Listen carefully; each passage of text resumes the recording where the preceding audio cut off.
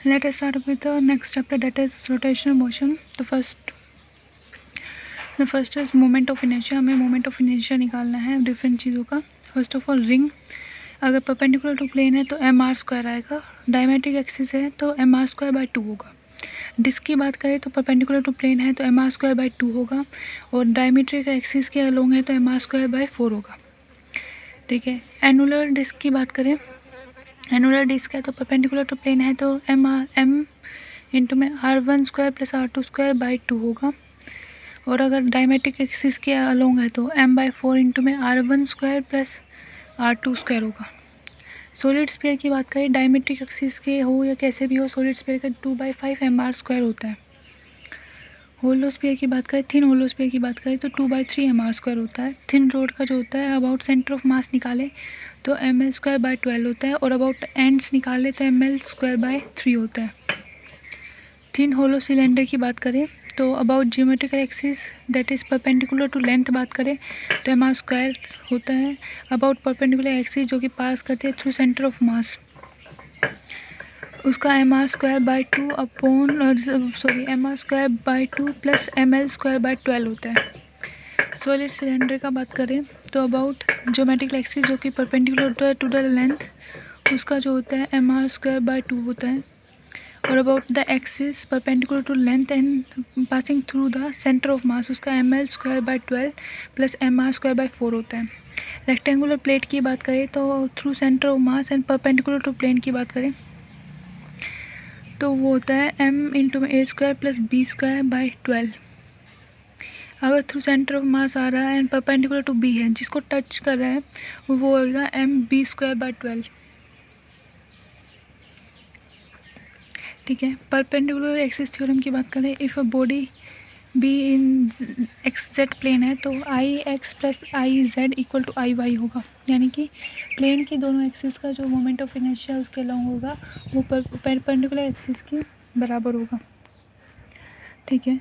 अगर acceleration of a purely rolling object है, acceleration अगर हमें निकालना हो प्योरली रोलिंग ऑब्जेक्ट का, अगर हमें एक्सेलरेशन निकालना हो तो वो होगा a equal to g sine theta upon 1 plus k square upon r square होगा. अब ट्रांसलेशनल काइनेटिक एनर्जी की बात करें तो हाफ एम वी स्क्वायर होगा. रोटेशनल काइनेटिक एनर्जी की बात करें तो हाफ आई ओमेगा स्क्वायर होता है, जिसको जो है ट्रांसलेशनल काइनेटिक एनर्जी इंटू में के स्क्वायर अपॉन आर स्क्वायर भी कर सकते हो. ठीक है. रोलिंग काइनेटिक एनर्जी या फिर टोटल काइनेटिक एनर्जी इसको बोलते हैं, अगर वो निकाले तो ई ट्रांसलेशनल प्लस में ई रोटेशन होता है, यानी कि ई ट्रांसलेशनल इंटू में 1 plus k square upon r square होता है. नेक्स्ट अगर पॉइंट की हम बात करें, नेक्स्ट अब हम कुछ इंपॉर्टेंट पॉइंट्स बात करने वाले. एक रिजिड बॉडी में angular velocity of any point with respect to any other point जो होता है वो कांस्टेंट रहता है एंड इज इक्वल टू होता है angular velocity of the rigid body. यानी कि किसी भी रिजिड बॉडी में एंगुलर वेलोसिटी, किसी भी पॉइंट की angular velocity with respect to किसी भी पॉइंट के कांस्टेंट रहती है, किसी अदर पॉइंट के, किसी एनी अदर पॉइंट की जो होता है वो कांस्टेंट रहती है and is equal to angular velocity of the rigid body. यानी एक पूरी बॉडी है, उसके किसी एक पॉइंट की angular velocity with respect to उसके किसी अदर पॉइंट के रिस्पेक्ट में जो है वो सेम रहती है, और वो इक्वल टू होती है angular velocity of the rigid body. ठीक है. मोमेंट ऑफ इनर्शिया जो होता है वो ना तो वेक्टर क्वांटिटी नहीं होता. क्यों? क्योंकि ना तो उसमें क्लॉकवाइज डायरेक्शन स्पेसिफाई होती है ना एंटी क्लॉकवाइज. ठीक है. स्पेसिफाइड नहीं होते. ना ही वो स्केलर होता है. क्यों? क्योंकि इसकी डिफरेंट डायरेक्शन में डिफरेंट वैल्यू आती है, इसलिए वो क्या होता है, एक टेंसर क्वांटिटी होता है. ठीक है. दूसरी बात, हम दूसरा पॉइंट बात करते हैं. If a wheel is to be made by using 2 different material, अगर एक व्हील बनाता है 2 डिफरेंट मटेरियल को यूज़ करके, तो अगर हमें larger momentum then for larger moment of inertia, अगर हम लार्जर मोमेंट ऑफ इनर्शिया चाहिए तो लार्जर डेंसिटी वाला मटेरियल जो है हमें कहाँ पर लगाना चाहिए, पेरिफेरी पे. 2 डिफरेंट मटेरियल से हमें एक व्हील बनाना है, और अगर हमें लार्जर मोमेंट ऑफ इनर्शिया चाहिए तो उसके लिए जो है हमें पेरिफेरी पे क्या लगाना पड़ेगा, हाई डेंसिटी वाला मटेरियल लगाना पड़ेगा. ठीक है. नेक्स्ट हम बात करते हैं, नेक्स्ट पॉइंट है रेडियस ऑफ गायरेशन किस पे डिपेंड करता है. तो उससे पहले हम देखते हैं कि रेडियस ऑफ गायरेशन होता क्या है. ठीक है. तो रेडियस ऑफ गायरेशन के इक्वल टू होता है under root moment of inertia upon mass. क्या होता है, के equal to under root I by M. ठीक है. अब किस पे डिपेंड करता है, सबसे पहले एक्सिस ऑफ रोटेशन पे डिपेंड करता है, और दूसरा distribution of mass of the body पे डिपेंड करता है, distribution of mass of body पे, ठीक है। अब नेक्स्ट पॉइंट है रेडियस ऑफ गायरेशन किस पे डिपेंड नहीं करता है। पहली बात मास ऑफ द बॉडी पे, दूसरा एंगुलर क्वांटिटीज़ जैसे angular displacement, angular velocity etcetera, इन पे डिपेंड नहीं करता है, ठीक है।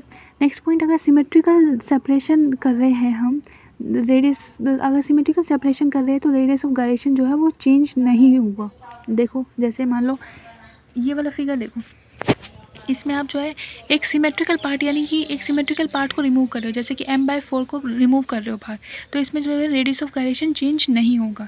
ऐसे ही अगर हम कोई सिमेट्रिकल चीज़ को अटैच कर दे तो भी गायरेशन जो है चेंज नहीं होगा। जैसे देखिए पूरा एक सिमेट्रिकल है, इधर भी अगर वो इतना ऐड उधर भी इधर हुआ है तो इधर भी हुआ है, इधर हुआ है तो उधर भी हुआ है, यानी कि सिमेट्रिक हो, इधर हुआ है तो ऐड इधर भी हुआ है, इधर हुआ है तो इधर भी हुआ है, ठीक है, यानी सिमेट्रिकल अटैचमेंट हुआ है तो भी के है जो है वो चेंज नहीं होगा। अब अगर आगे बात करें, अगर एसिमेट्रिकल सेपरेशन कर रहे हो, देखो यहाँ पे एसिमेट्रिकल से सेपरेशन कर दिया, ठीक है, तो इस केस में जो होगा क्या होगा, हमारा रेडियस ऑफ गायरेशन चेंज होगा। ऐसे ही आपने जो है एसिमेट्रिकल से अटैचमेंट कर दिया, जैसे रोक इधर पटक दिया, तो इसमें भी रेडियस ऑफ गायरेशन जो है वो चेंज होगा, ठीक है। हम बात करते हैं टॉर्क जो होता है एक एक्सियल वेक्टर होता है, इसकी डायरेक्शन जो होती है वो ऑलवेज परपेंडिकुलर होती है to the plane containing R और एफ, ठीक है। टॉर्क एक एक्सियल वेक्टर होता है और इसकी डायरेक्शन जो होती है हमेशा परपेंडिकुलर होती है उस प्लेन के जो कि कंटेन करता है आर और एफ को, ठीक है। और ये डिटरमाइंड होते हैं by right hand screw rule से डिटरमाइंड होती है, ठीक है। जनरली जो होता है जनरली पॉजिटिव साइन जो होता है is given to all the torque जो कि एंटी क्लॉकवाइज में घूमते हैं, और माइनस साइन दिया जाता है जो कि क्लॉकवाइज में घूमते हैं, ठीक है,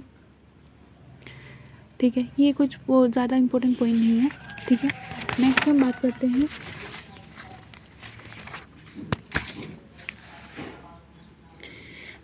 टॉपलिंग के लिए। टॉपलिंग के लिए जो है in case of toppling normal reaction जो है, normal reaction must pass through the and point. Normal reaction जो है एंड पॉइंट से पास होना चाहिए अबाउट विच द बॉडी जो है टॉपल करनी है, जिस एंड के अबाउट टॉपल करनी है बॉडी उसके जो है थ्रू जो है नॉर्मल रिएक्शन ज़रूर पास करना चाहिए। जैसे कि हम बात करते हैं इन दोनों केस में से सबसे ज़्यादा चांसेस किसके है टॉपलिंग के, ठीक है।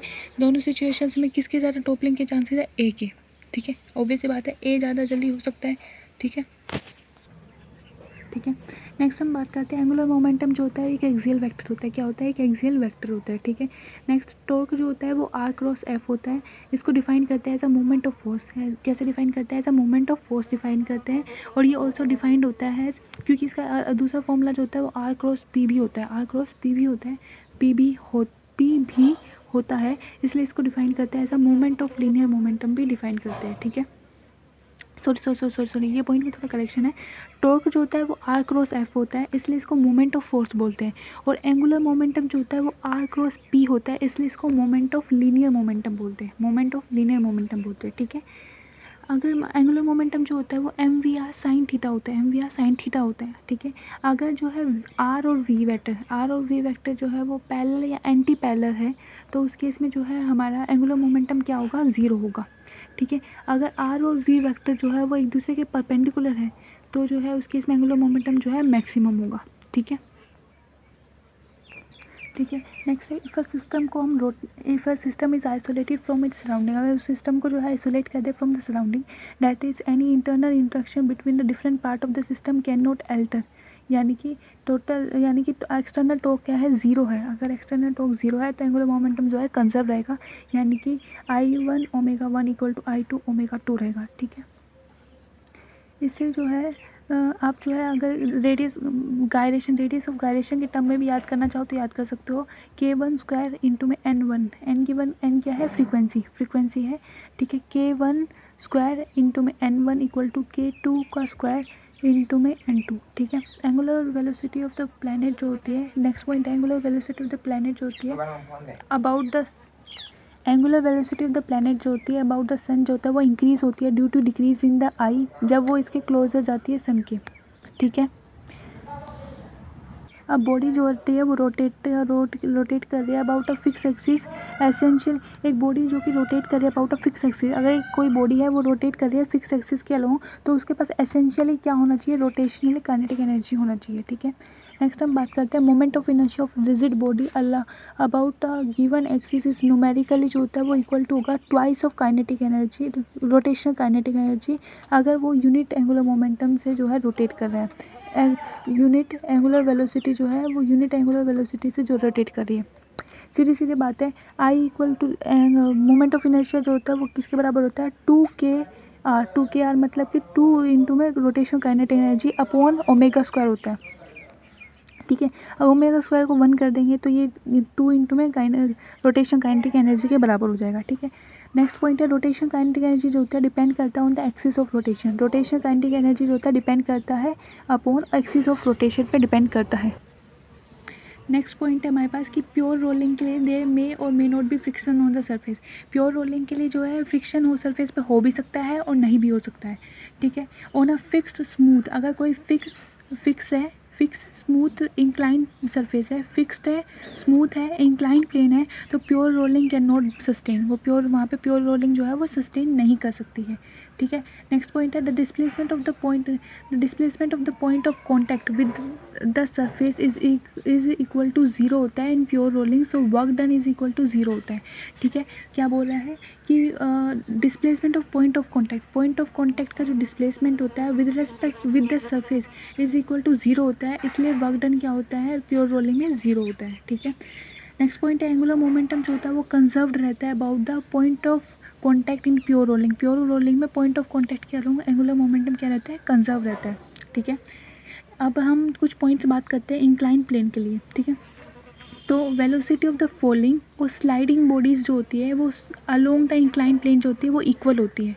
ठीक है, फॉलिंग और स्लाइडिंग बॉडी की velocity along the incline plane जो होती है वो इक्वल होती है और वो ज़्यादा होती है देन रोलिंग बॉडी से, ज़्यादा होती है रोलिंग बॉडी से। ठीक है, नेक्स्ट पॉइंट की हम बात करते हैं, तो एक्सेलरेशन जो होता है is in case of falling जो होता है, एक्सेलरेशन जो होता है मैक्सिमम होता है इन केस ऑफ फॉलिंग और मिनिमम होता है इन केस ऑफ रोलिंग। ठीक है, मैक्सिमम होता है इन केस ऑफ फॉलिंग और मिनिमम होता है in case of rolling. Next है फॉलिंग बॉडी जो होता है वो रीच करता है बॉटम सबसे पहले और रोलिंग बॉडी जो होता है वो पहुंचता है सबसे लास्ट में। ठीक है, फॉलिंग बॉडी जो है नीचे सबसे पहले पहुंचता है और रोलिंग बॉडी जो है वो सबसे लास्ट में पहुंचता है।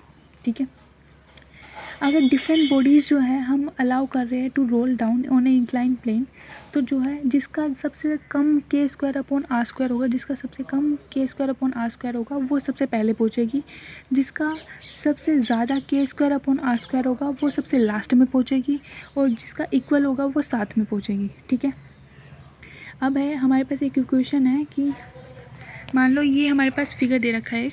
ठीक है, इसके केस में जो है हाइट सेम है। ठीक है, यहाँ पे देखो हाइट जो है वो सेम है सबकी, यहाँ पे प्रोवाइडेड है θ1 सबसे ज़्यादा है, θ2 फिर सबसे मतलब θ1 सबसे ज़्यादा है, फिर θ2 और θ3 जो है सबसे कम है। तो यहाँ पे देखो एक्सेलरेशन जो होता है वो डायरेक्टली प्रोपोर्शनल होता है थीटा के, जिसका थीटा ज़्यादा है उसका एक्सेलरेशन ज़्यादा होगा।